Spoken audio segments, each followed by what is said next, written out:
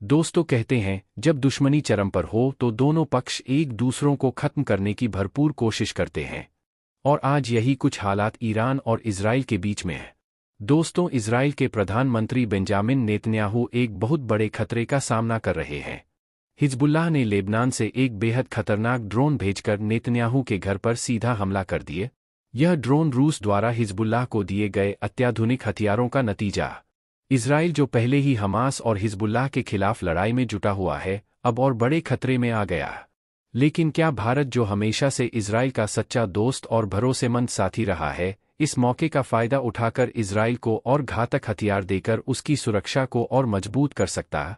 प्रधानमंत्री मोदी ने कहा था, आपदा में अवसर है, और यह वह समय है जब भारत को इस आपदा को अवसर में बदलना चाहिए।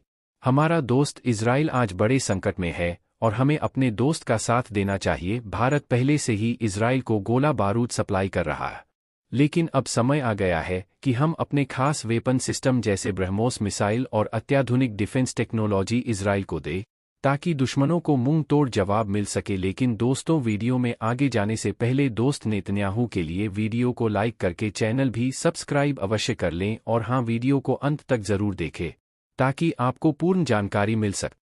दोस्तों, दुनिया में इस वक्त सबसे बड़ी खबर यह है कि इजराइल के प्रधानमंत्री बेंजामिन नेतन्याहू के घर पर हिजबुल्लाह द्वारा लेबनान से लॉन्च किए गए एक ड्रोन ने हमला किए। यह घटना न केवल इजराइल बल्कि वैश्विक सुरक्षा के लिए भी चिंता का विषय बन गई है। इस ड्रोन ने इजराइल के उच्च स्तरीय मिसाइल डिफेंस सिस्टम जैसे आयरन डोम और एरो को चकमा देते हुए सीधे नेतन्याहू के घर को टारगेट किए। यह सोचने वाली बात है कि अगर नेतन्याहू और उनकी पत्नी उस समय घर पर होते तो इस घटना का नतीजा बहुत ही विनाशकारी हो सकता था, जो वैश्विक राजनीति को भी गहरे संकट में डाल सकता था।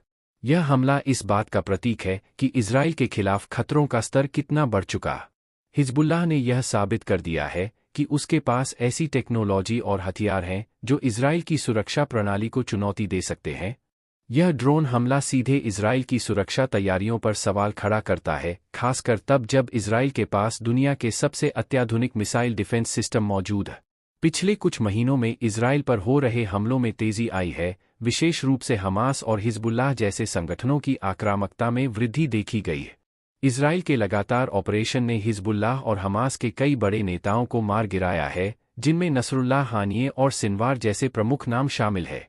यह इजराइल की स्ट्रेटेजी का हिस्सा है, जहां वह अपने दुश्मनों के लीडर्स को टारगेट कर उनके संगठनों को कमजोर कर रहा है।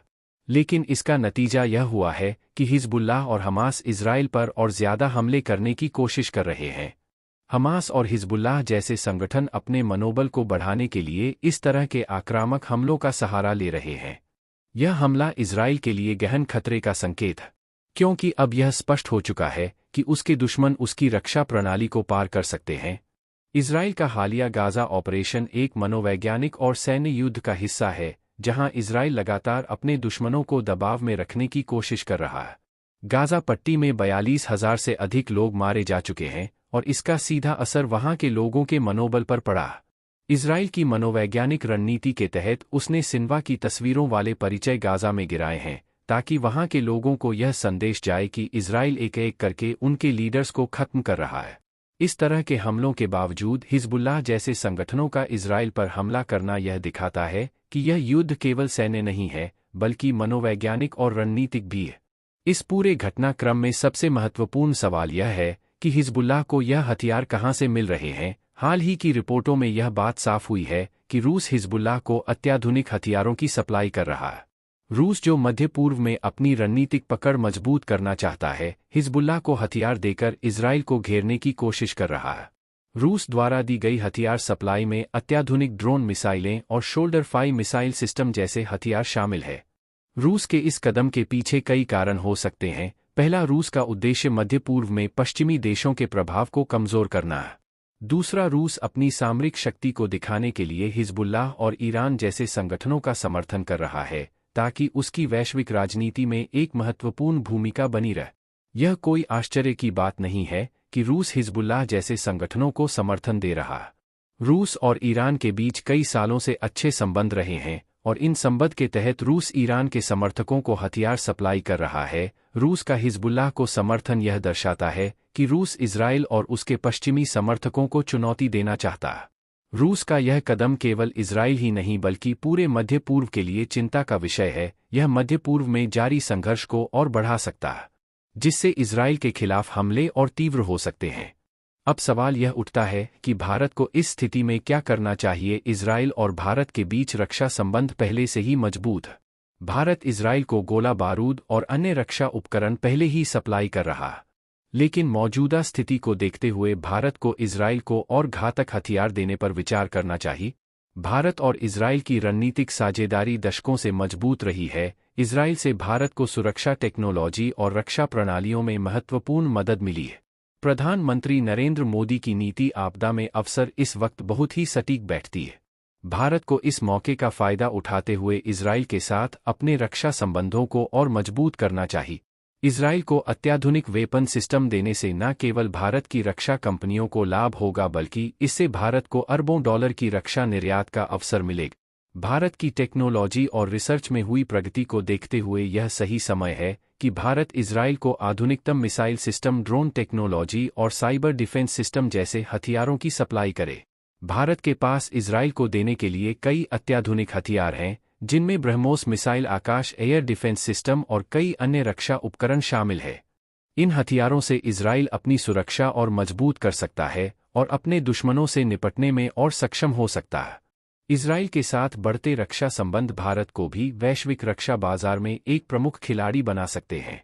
भारत की रक्षा कंपनियों को इजराइल जैसे रणनीतिक साझेदार की जरूरत है ताकि वे अपनी तकनीकी क्षमताओं को और विकसित कर सके। इसके अलावा भारत और इजराइल के बीच इस साझेदारी से मध्य पूर्व में भारत का प्रभाव भी बढ़ सकता है। इस समय इजराइल के खिलाफ बढ़ते हमले और रूस द्वारा हिजबुल्लाह को दिए जा रहे हथियारों को देखते हुए यह कहना गलत नहीं होगा कि इजराइल के लिए आने वाला समय और चुनौतीपूर्ण हो सकता है। भारत, जो पहले से ही इजराइल के साथ घनिष्ठ रक्षा संबंध रखता है, को इस अवसर का लाभ उठाना चाहिए और इजराइल को और घातक हथियार देने पर विचार करना चाहिए। यह न केवल इजराइल की सुरक्षा के लिए आवश्यक है बल्कि भारत के लिए भी यह एक रणनीतिक कदम होगा जिससे भारत को रक्षा निर्यात में बड़ा लाभ मिल सकता है। प्रधानमंत्री मोदी की आपदा में अवसर वाली नीति को ध्यान में रखते हुए यह सही समय है कि भारत अपनी रक्षा क्षमताओं को दिखाए और इजराइल के साथ अपने संबंधों को और मजबूत करे। वैसे दोस्तों, आपका इस पर क्या विचार है? मुझे कमेंट करके जरूर बताएं और आप वीडियो को लाइक करके चैनल को सब्सक्राइब जरूर करिए। मिलते हैं आपको नेक्स्ट वीडियो में, तब तक के लिए धन्यवाद। वीडियो को लाइक करें, शेयर करें, चैनल को सब्सक्राइब जरूर करें। मिलते हैं नेक्स्ट वीडियो में, तब तक के लिए धन्यवाद।